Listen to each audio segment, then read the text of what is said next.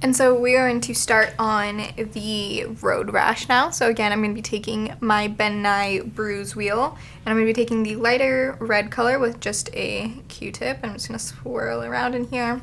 And then you're going to want to just kind of fill whatever area you want your road rash to be in this light red. You don't want it to be super dark, so I'm kind of starting in one base area and then just sweeping the color out as I go. And I'm not going to really put more of the red on my Q-tip. I'm really just going to swirl out all of the red that is on here.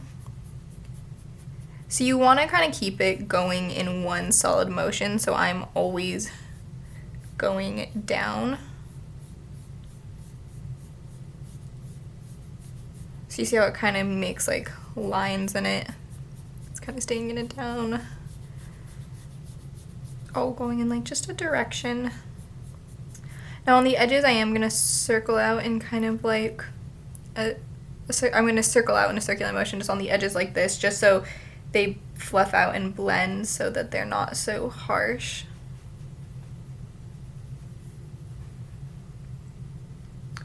So just like this, just doing little small circles just around all of the edges.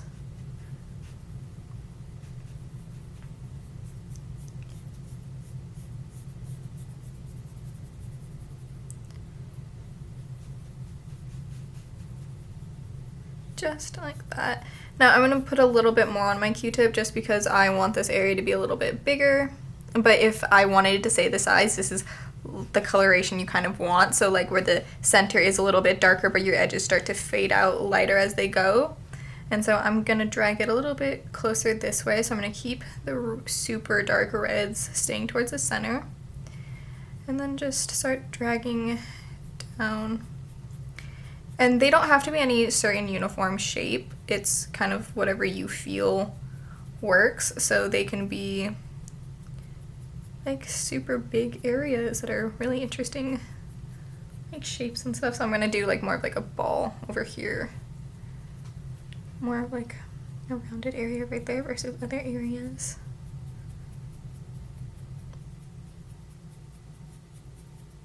I am just trying to keep the center of every area a little bit darker than the edges, because that's where most of the pressure would have went, so this area is going to be a little bit darker.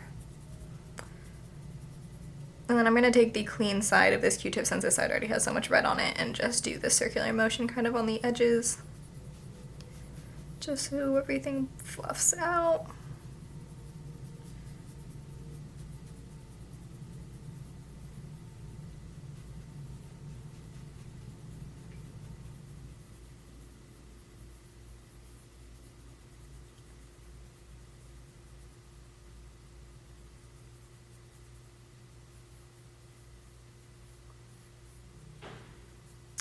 I'm happy with the way that looks. So now I'm going to take some of my liquid latex again, just in the solo cup like before. And then I'm also going to take some instant coffee. So this is just basic old instant coffee or any kind of coffee grounds you want. This is just the easiest. I'm going to take my Q-tip. Actually, nope, not a Q-tip. I'm going to take a sponge like I did before, just a little tiny piece, and you're just going to dip it into your liquid latex. And then you're just going to want to lightly pat this down in some areas. Not like all over, just in a few, just like this. Just put a light layer down. Kind of like that. I'm going to put a little bit right here too. And then you're going to take your instant coffee. You're just going to kind of want to sprinkle a little bit of that down. Not a lot, you just want to, you can make it thicker in some areas and thinner in others, but you're going to want to just lightly sprinkle, not just around as you like it. I'm going to do it kind of like that. And then you want to take it and just kind of lightly press it in.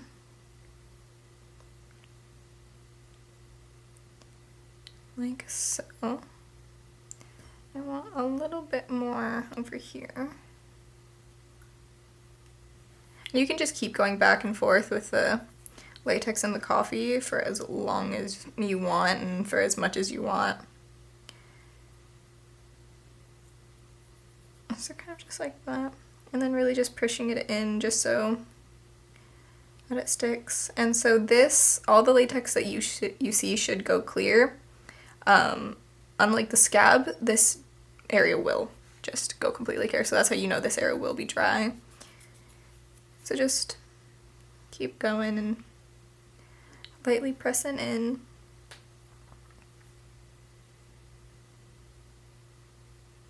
And then I'm just gonna let that sit up until it dries. So now that it's all dry, I'm just gonna go back in with the Bruise rule again. I'm just gonna take just this dark purple right here. I'm just gonna lightly just put a few little strips in just to add a little bit more color and depth, so it gives it a little bit more definition to everything.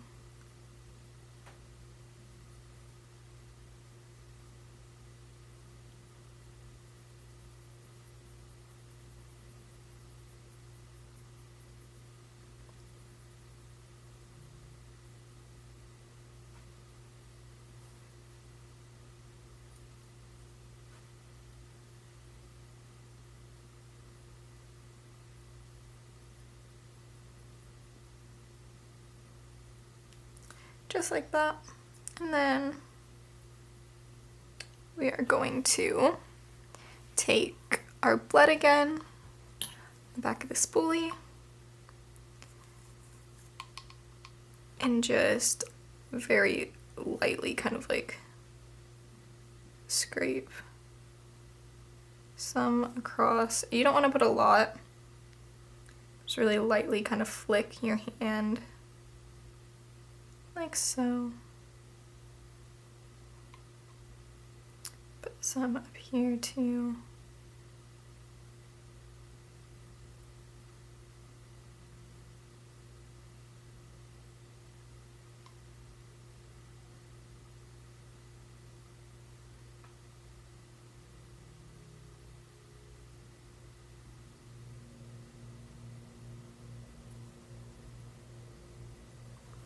Just like that.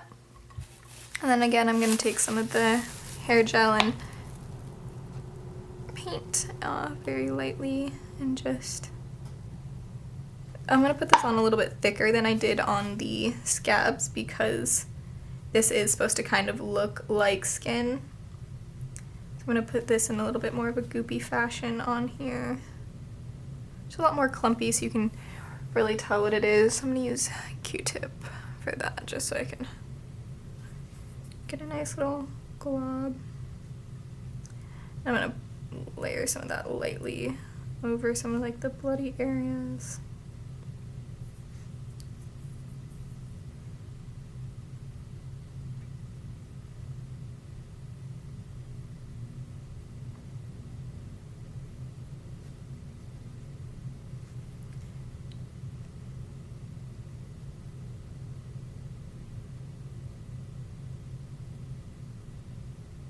And you can always put as much of the blood and the hair gel stuff as you want or as little as you want. It's always completely up to you. It's just do whatever you feel comfortable with and whatever makes you happy.